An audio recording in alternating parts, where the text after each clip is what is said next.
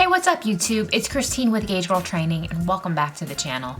In today's video, we're going to talk about what is insulin. So let's get started.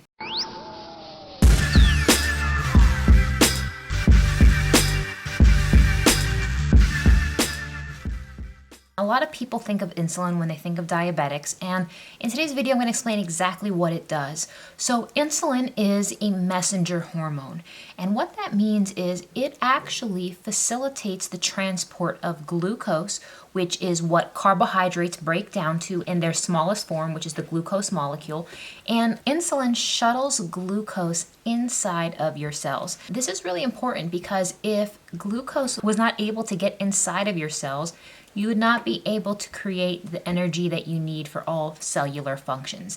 Now, the very fact that insulin helps the carbohydrates, the glucose, get inside of your cells, this is also responsible for supporting muscle growth, because once glucose goes inside of the muscle cells, it is stored in the form of glycogen.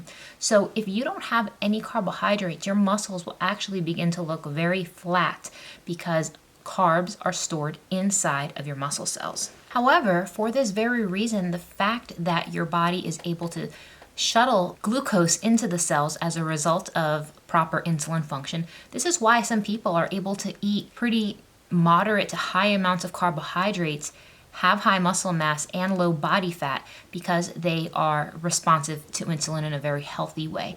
However, there is a tipping point, and that tipping point is where once your cells reach capacity, and there's only a certain amount of carbohydrates the cells can hold. Now, what that is for everyone's body is going to vary slightly.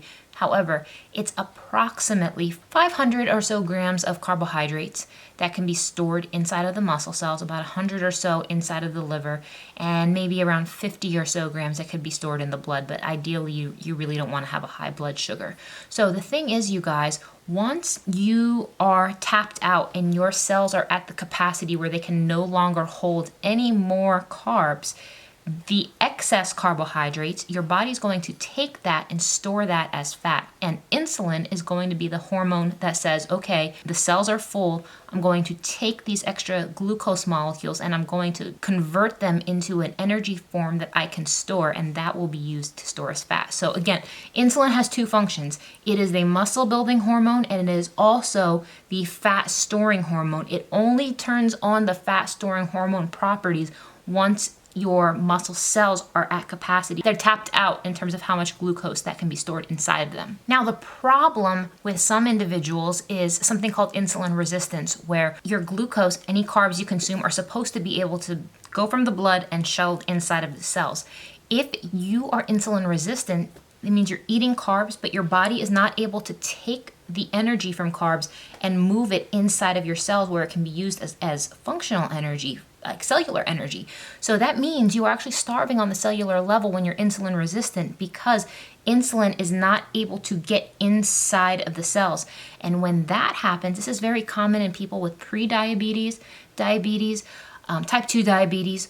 And as a result of that, some people just don't function well on carbohydrates because their body is not able to use it as a form of energy. If that is the case with you, you may do better on a higher fat diet and a lower carb approach. Keto works really well for people in that situation. So some signs that you may be having issues with your insulin levels in your body, in your insulin hormone, is that you eat carbs and you still feel hungry afterwards. You may feel tired, and the reason for this is because you may be starving on the cellular level, meaning you're consuming carbs, but your cells is not able to receive that energy, so you may feel tired. You may feel like you're still hungry even though you just ate. If that's you, you may have something called insulin resistance. You can get this confirmed by your doctor by doing a blood test, and they can test your A1C levels in your blood. So A1C levels probably around 5.4 to 5.7 is probably in that pre-diabetic range, but anything under 5.4 or even 5 to be really safe is considered healthy. But anything above that, you will have some considerations. You may want to try low carb or even a ketogenic protocol. So if you have any questions, please comment in the comment section below. Be happy to help you out, you guys. Thanks for watching, and I'll see you in the next one.